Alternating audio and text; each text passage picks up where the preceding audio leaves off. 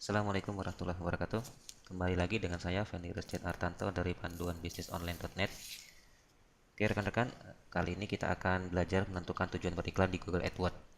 Mengapa tujuan ini sangat penting? Karena tujuan ini akan menentukan strategi apa yang kita lakukan atau strategi apa yang kita ambil untuk membuat iklan di Google AdWords.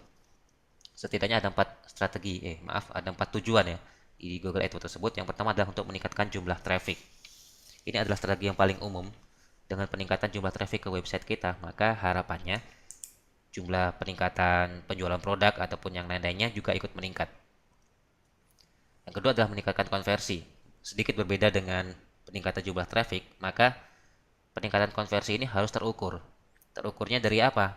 Dari jumlah penjualan, dari jumlah misalnya kalau newsletter sign up, maka ada jumlah pendaftaran yang masuk dan sebagainya. Nah, jumlah peningkatan konversi ini harus diukur dengan cara memasang script yang diberikan oleh Google di situs kita yang kemudian bisa terukur. Oh, ternyata jumlah iklan yang masuk dengan jumlah klik masuk iklan dengan jumlah yang terkonversi menjadi penjualan ataupun menjadi lead, itu terukur berapa jumlahnya. Kemudian ada brand awareness atau popularitas sebuah produk ataupun juga merek. Tujuan dari brand awareness ini tentu adalah untuk memberikan sebuah informasi bahwasanya ada sebuah produk yang baru kan gitu. Nah, biasanya produk yang khusus untuk tujuan brand awareness ini memiliki strategi yang berbeda dari kedua kedua apa namanya kedua tujuan di atasnya tadi ya. Terus yang terakhir adalah meningkatkan ROI, return of investment. Sedikit berbeda dengan konversi, ROI lebih mendalam karena memerlukan split test kan gitu. Oke, kita detailkan. Untuk meningkatkan jumlah traffic, maka kita harus fokus pada jumlah klik, CTR, keyword performance, dan search term-nya. Klik ataupun CTR itu bisa ditingkatkan ketika kita membuat sebuah iklan yang menarik. Iya, menarik dan menggoda untuk orang untuk mengkliknya. Ya tentu dengan judul yang bombastis, tapi tetap dalam koridor ya, judul yang bombastis dan juga isi iklan yang sangat menarik.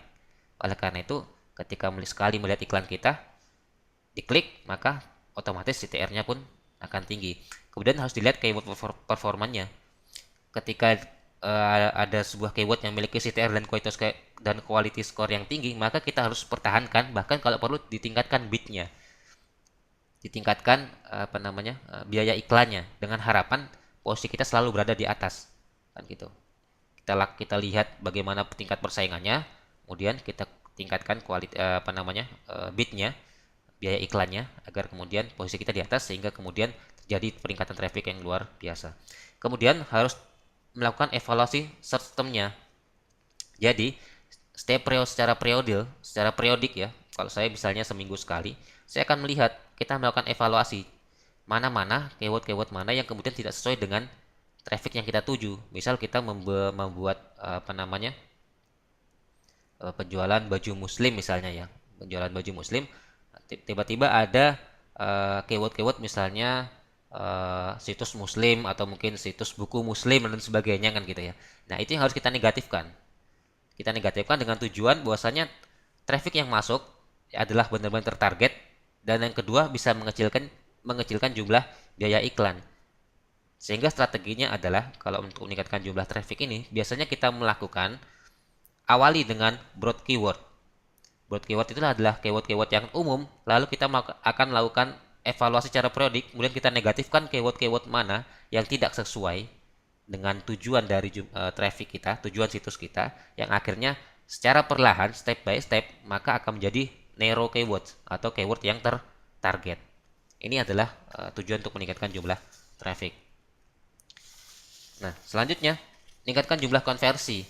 Ketika ini ada tujuan kedua ya, meningkatkan jumlah konversi ini, maka kita harus memiliki data yang pasti dan pas. Data conversion dan URL destination. Data conversion ini dengan cara memasang script pada website untuk mengetahui jumlah konversi, baik itu konversi penjualan, newsletter sign up, dan sebagainya. Intinya, kita akan sangat mengetahui berapa orang yang melakukan action ketika melihat atau setelah masuk ke dalam website kita. Ini adalah meningkatkan konversi. Maka data yang harus kita miliki adalah data conversion. Kemudian URL destination langsung pada produk yang dituju. Misal ketika kita memiliki situs penjualan baju muslim ya, baju muslim, ada yang jenisnya gamis, ada yang jenisnya jilbab. Ketika kita melakukan iklan, maka kita harus secara spesifik. Misal kita mengiklankan gamis, produk gamis, maka URL destinationnya harus pada produk gamis tersebut, bukan lagi ke website utama kita, misal bajumuslim.com misalnya ya, misalnya. Bukan lagi ke situ, tapi kita harus memberikan langsung masuk ke URL destinationnya bajumuslim.com/gamis misalnya. Sehingga kemudian konversi ini akan terukur berapa jumlah penjualan langsung. Nah, konversi ini memang biasanya dilakukan oleh eh, toko online ya, yang melakukan apa namanya, yang bisa melakukan pembayaran secara langsung, secara online. Sehingga ketika sudah beli, kemudian mengeluarkan terima kasih Anda sudah membeli. Nah, biasanya itu dihitung satu konversi. Hanya saja di Indonesia kayaknya belum terlalu banyak ya yang menggunakan seperti itu, karena memang pembayaran di Indonesia masih kebanyakan masih menggunakan transfer bank yang manual kan itu. Oke, kita lanjut. Selanjutnya adalah meningkatkan brand awareness ya. Nah, biasanya dilakukan oleh perusahaan-perusahaan yang besar biasanya, atau mungkin perusahaan-perusahaan yang memang menginginkan produknya terkenal secara masif. Biasanya contoh saya misalkan adalah perusahaan mobil yang mengiklankan model jenis yang baru. Biasanya kalau kita lihat ya, eh, di YouTube misalnya aja, di YouTube sendiri kan banyak iklan ya, mulai dari iklan mobil, iklan, bahkan ada kemarin iklan sampo dan sebagainya. Itu adalah satu tujuan brand awareness. Biasanya akan menggunakan CPM dan display network. Display network itu bisa di YouTube, Gmail, serta situs-situs publisher ya. Kalau yang kita kenal situs-situs publisher yang menampilkan iklan, meningkatkan iklan Google AdSense kan gitu. Nah, biasanya untuk meningkatkan brand awareness ini, strateginya adalah fokus pada impresi, kemudian customer engagement dan reach dan frekuensinya. Jadi karena tujuan awalnya adalah agar diketahui oleh orang banyak kan gitu ya, maka yang sifatnya konversi tidak terlalu diperhitungkan. Tapi bagaimana kemudian bisa mencapai sebanyak-banyak orang kan gitu, sebanyak-banyak orang untuk melihat produk ini terkenal, sehingga tujuannya adalah untuk meningkatkan popularitas produk ataupun merek. Memang seperti tujuannya. Nah, strateginya tentu berbeda dengan yang lainnya kan gitu. Oleh karena itu kita harus menentukan dulu strategi apa yang kita lakukan. Tujuan apa yang kita ingin capai, lalu kita akan bisa menentukan strateginya kan gitu. Yang terakhir adalah meningkatkan ROI, return of investment, atau perbandingan antara keuntungan dan biaya.